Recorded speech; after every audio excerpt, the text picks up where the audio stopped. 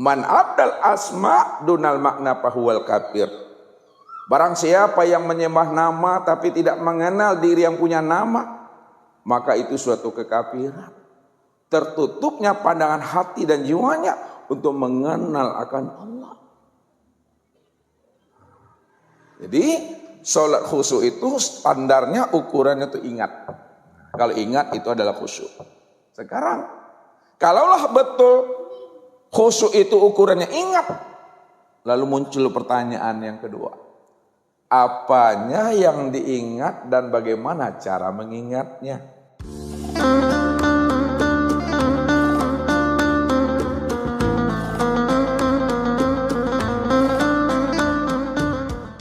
Jadi, apanya yang diingat dan bagaimana cara mengingatnya? Jadi kalau kita ingin sholat kita itu khusyuk, betul-betul kita itu ingat akan Allah, maka apanya Allah yang kita ingat? Yang diingat itu Bapak Ibu tiada lain adalah wujud zatnya.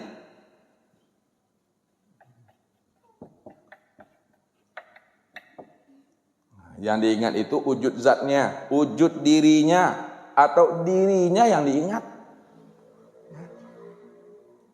Jadi kalau kita sholat yang kita ingat itu wujud dirinya yang diingat. Lalu bagaimana cara mengingat akan dirinya? Bagaimana cara kita mengingat akan wujud dirinya? Jalan untuk mengingat akan wujud dirinya,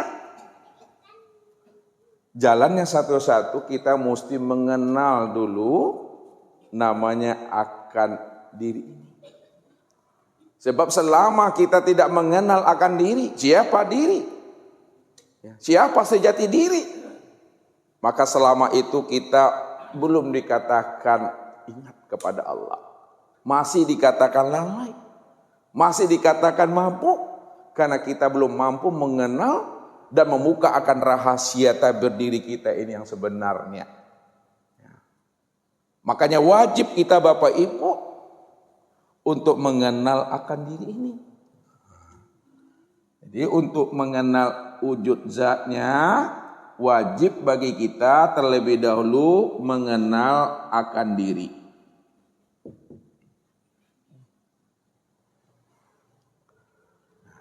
Sebab kalau kita sudah kenal akan diri, insya Allah kita mampu mengenal akan Tuhan. Sebab apa? Al-insanu siri wa nasiruhu. Insan itu, dirimu itu adalah rahasiaku, dan dirikulah yang menjadi rahasia dirimu. Lalu bagaimana cara mengenal diri? Padahal kita belum tahu dengan diri. Cara mengenal diri Bapak Ibu, belajar kita mengenal namanya mati.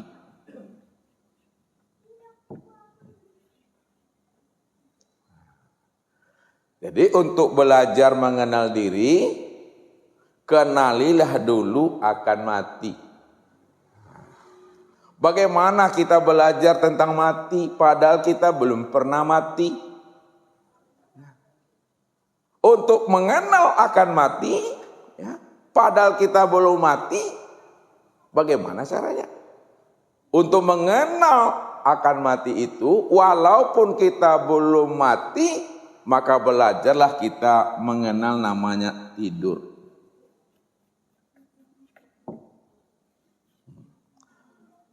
Kenapa untuk mengenal mati mesti mengenal tidur?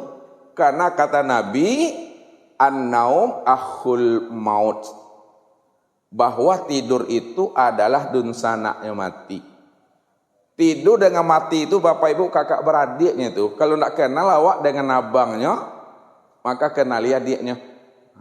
Karena tidur itu saudara kandungnya mati. Bagaimana Bapak Ibu mengenal tidur padahal waktu tidur kita tidak tahu siapa kita? Maka untuk belajar mengenal dan memahami tidur, belajar untuk mengenal dan memahami namanya mimpi.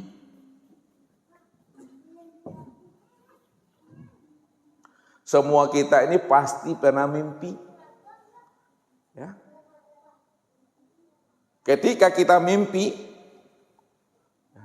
kita pergi ke rumah ayah kita, pergi kita ke rumah mondeknya kita. Sampai di rumah ayah, di rumah mondeknya awak, bapak ibu, awak di situ mandi. Awak setelah mandi itu makan. Ya. Setelah makan tuh awak paiploh ke rumah kawan. Ya. Yang menjadi pertanyaannya, yang mandi yang tak basah dengan air tadi. Yang yang makan tak pakai tangan, makan tak pakai muncul. Yang yang berjalan tak pakai kaki. Padahal awak masih tabar yang ditampek lalu beruha. Ini mesti dipahami. Kita mandi tapi tak basah dengan air. Ya. Kita berjalan, kita berlari, kita main bola. Tapi tak menggunakan kaki. Sebab apa? Badan kita, tubuh kita masih terbujur dan terbaring di tempat tidur. Disitulah perlunya untuk mengenal namanya diri, yaitu melalui namanya mimpi. Setelah kita pahami, setelah kita telusuri Bapak Ibu, rupanya yang pergi ke rumah ayah, yang pergi ke rumah ibu, yang mandi yang tak basah dengan air, yang berjalan tak gunakan kaki, makan tak pakai tangan, makan tak pakai mulut, itu tidak lain adalah ruh itu sebenarnya. Yang ruh itulah sebenarnya akan diri kita ini. Ruh itu yang diri kita. Itulah sebabnya. Supaya kita bisa mengenal Allah. Supaya kita bisa menyaksikan Allah. Supaya kita bisa likok dengan Allah. Mesti kenalilah dulu akan diri kita ini. Ini yang dikatakan oleh Nabi. Man arafa nafsahu faqad arafa rabbahu. Siapa yang kenal dengan dirinya, pasti ia kenal dengan Tuhannya. Jadi kenali dahulu diri kita ini. Kalau kita sudah kenal diri, dipastikan kita bisa mengenal akan Tuhan. Maka belajar untuk mengenal diri, belajar dulu kata Ustaz, belajar kita mengenal mati. Kalau nggak tahu kita belajar mengenal mati karena kita belum mati, belajarlah kita memahami namanya tidur. Di waktu tidur kita pun tak paham, kita pun tidak mengerti, tidak tahu kita siapa. Ya. Maka belajarlah kita memahami namanya mimpi. Melalui mimpilah kita bisa paham siapa diri kita itu yang sebenarnya. Ya. Maka yang berjalan, yang bermain, yang melala, padahal kita masih di tempat tidur, itu tidak lain, itu adalah ruh. Ini yang diri kita Bapak Ibu, ruh ini yang diri kita. Nah. Kalaulah ruh itu diri kita, yang sebenarnya yang ruh itu siapa? Kan ruh diri kita. Kalaulah ruh itu diri kita, siapa sebenarnya ruh? Yang dikatakan ruh itu yang sebenarnya ya, itu adalah Nur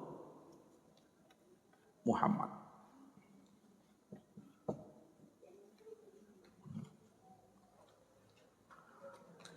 Yang dikatakan ruh itu yang sebenarnya bukan ruh. Yang dikatakan ruh yang sebenar ruh itu adalah Nur Muhammad Bapak Ibu. Nur Muhammad itulah rupanya diri kita. Kalaulah Nur Muhammad itulah rupanya diri kita, siapa sebenarnya Nur Muhammad? Jadi jangan kita tertahan, jangan kita terhenti pandangan kita memandang kepada Nur Muhammad. Tilik lagi. Di dalam diri ada diri, di dalam Nur Muhammad masih ada diri. Kenalilah siapa Nur Muhammad itu. Rupanya Nur Muhammad itu, ya, itu yang disebut namanya rahasia ilahi. Nur Muhammad ini disebut namanya rahasia ilahi atau sirullah. Nur Muhammad itu sebut rahasia ilahi atau sirullah, rahasia Allah. Apa maksudnya Nur Muhammad itu rahasia ilahi atau sirullah? Nur Muhammad itu dikatakan rahasia ilahi atau rahasia Allah karena Nur Muhammad itulah tempat memandang nyatanya wujud Allah. Nur Muhammad itu tempat memandang nyatanya wujud Allah.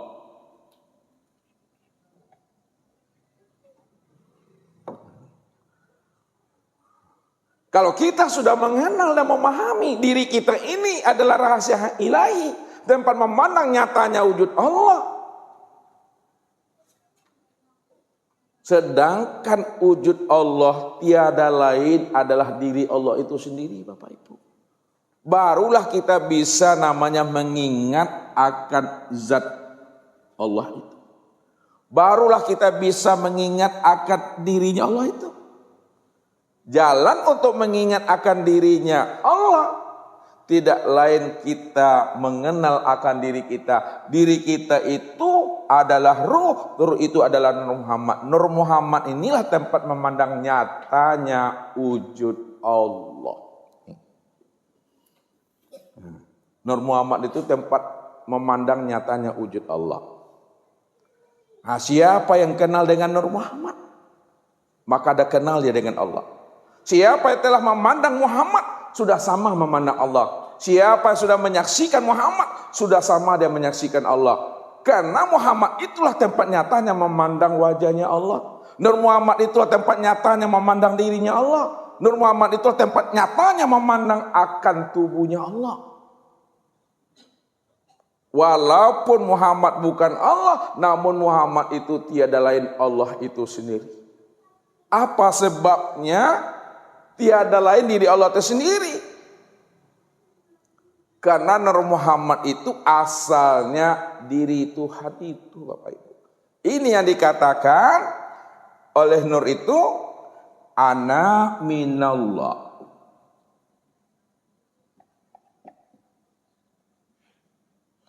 Wal mu'minuna minni.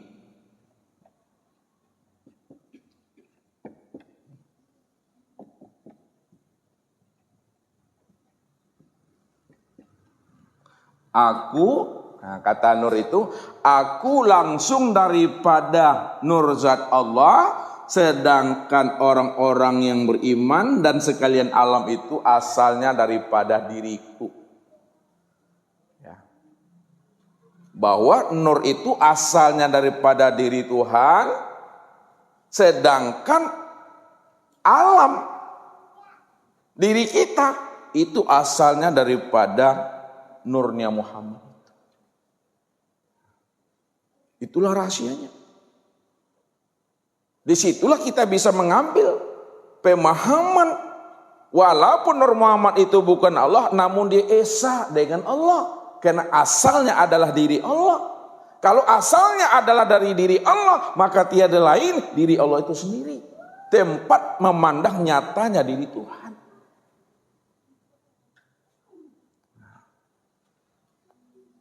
Lalu dikatakan oleh Nabi berikutnya, man arafa rabbahu fasadal jasad.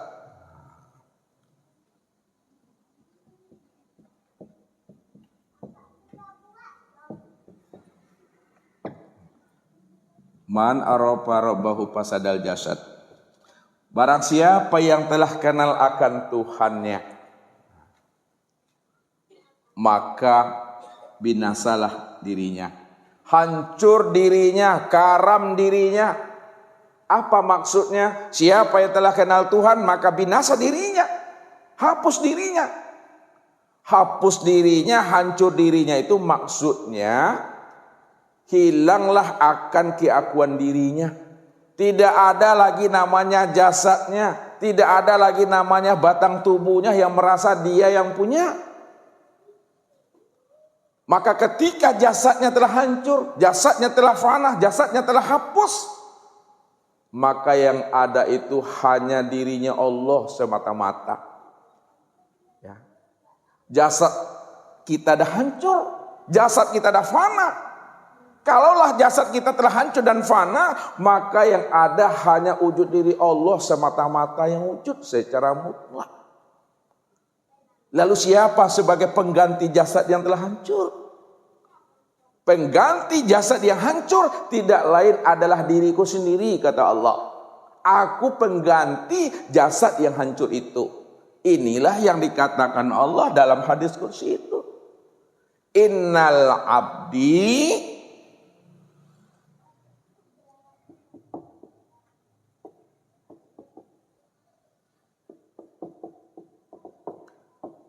iza ahbabtuhu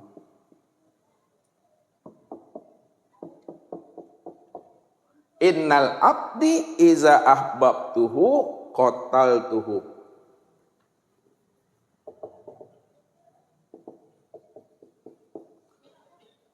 fa iza qataltuhu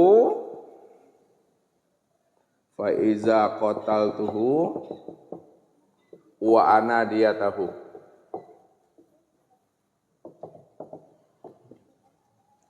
Innal abdi, sesungguhnya hambaku,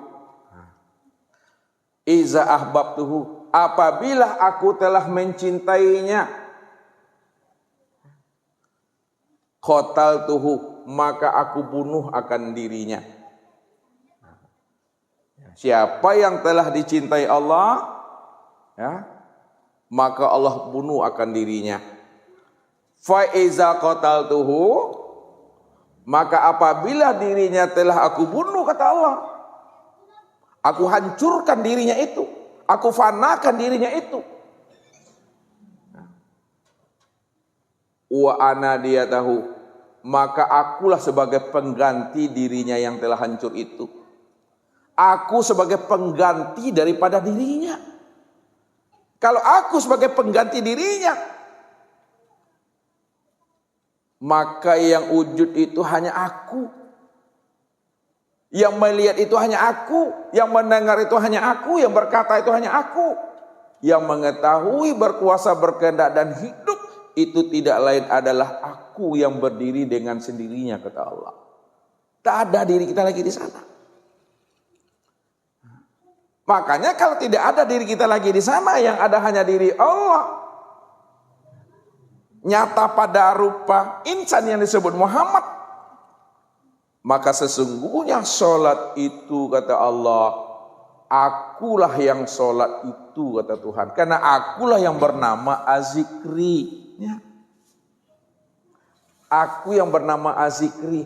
Kalau aku yang bernama Az-Zikri, maka si zikri itu aku itu yang sholat. Wa ani'buduni hadza siratum mustaqim. Akulah yang menyembah dan memuji diriku sendiri. Inilah jalan yang benar. Tak ada yang lain lagi di sana. Maka sesungguhnya sholat itu tidak lain adalah aku. Akulah rahasia daripada sholat itu, kata Tuhan. Maka yang mengingat dengan yang diingat itu dah satu wujudnya. Yang menyembah dengan yang disembah dah satu wujudnya. Al-abid wal ma'bud wahid. Al-abid wal ma'bud wahid. Yang menyembah dengan yang disembah itu dah satu dah. Tak ada diri siapa-siapa di situ, aku itu, kata Tuhan. Maka inilah jalannya Bapak Ibu untuk mengingat akan Tuhan itu. Mesti kita mengenali akan diri kita ini. Kalau kita dah kenal akan diri kita, pahamlah kita bahwa diri kita bukanlah kenyataan kita. Diri kita ini adalah kenyataan tempat memandang nyatanya Allah yang bernama Muhammad, rupa insan. Lalu siapa Muhammad yang rupa insan? Muhammad yang rupa insan itu tiada lain adalah diriku. Muhammad itu aku itu Muhammad. Satu dia. Ini yang dimaksud oleh Allah. Kif ya Muhammad, ana rabbaka usolli. Berhentilah engkau hai Muhammad yang mengatakan engkau yang berdiri di dalam sholat. Yang mengatakan engkau yang ruku dalam sholat. Yang mengatakan engkau yang iti dalam sholat. Yang mengatakan engkau yang sujud dan dalam sholat. Sebenarnya hakikatnya yang berdiri ruku, i'tidal, sujud dan duduk itu akulah yang bernama Muhammad, rupanya insan itu.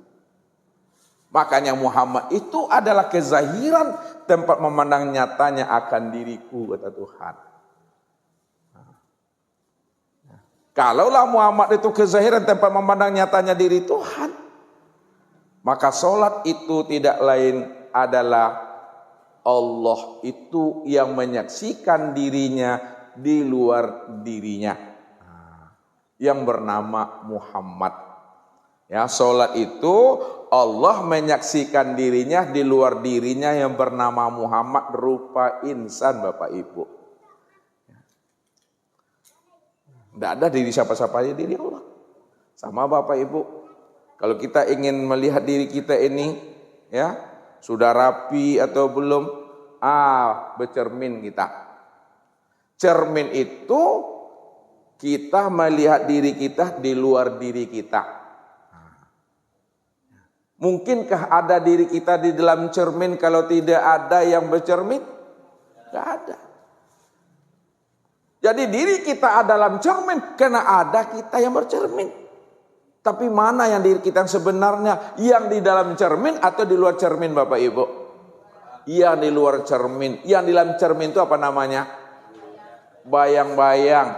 Yang di dalam cermin itu kenyataan. Di dalam cermin itu mazhar. Di dalam cermin itu wujud memandang akan diriku. Karena diriku yang bercermin. Kalau kita yang bercermin, maka yang terpandang dan terlihat tidak ada diri orang lain, Bapak Ibu. Yang terpandang adalah diri kita sendiri karena kita yang bercermin. Kalau Allah yang bercermin, apakah ada wujud yang lain selain daripada Allah yang terpandang pada saat Allah bercermin? Tak ada, Bapak Ibu. Kalau Allah yang bercermin di luar dirinya yang bernama Muhammad, maka yang terpandang dan tertilik itu hanyalah diri Allah. Karena Allah yang bercermin, maka diri Allah lah yang nampak pada cermin itu. Cermin Allah untuk memandang dirinya itu siapa namanya? Itulah Muhammad. Muhammad itulah cermin untuk memandang akan dirinya Tuhan. Kalaulah Muhammad itu cermin untuk memandang dirinya Tuhan, maka Muhammad itulah kenyataan Tuhan. Muhammad itulah namanya mazharnya Tuhan. Muhammad itulah tempat melihat akan wujudnya Tuhan. Walaupun Muhammad bukan Tuhan, namun tiada lain diri Tuhan itu sendiri.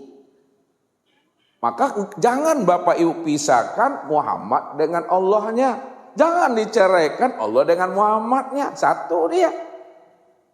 Yang bercermin dia, yang di dalam cermin juga dia.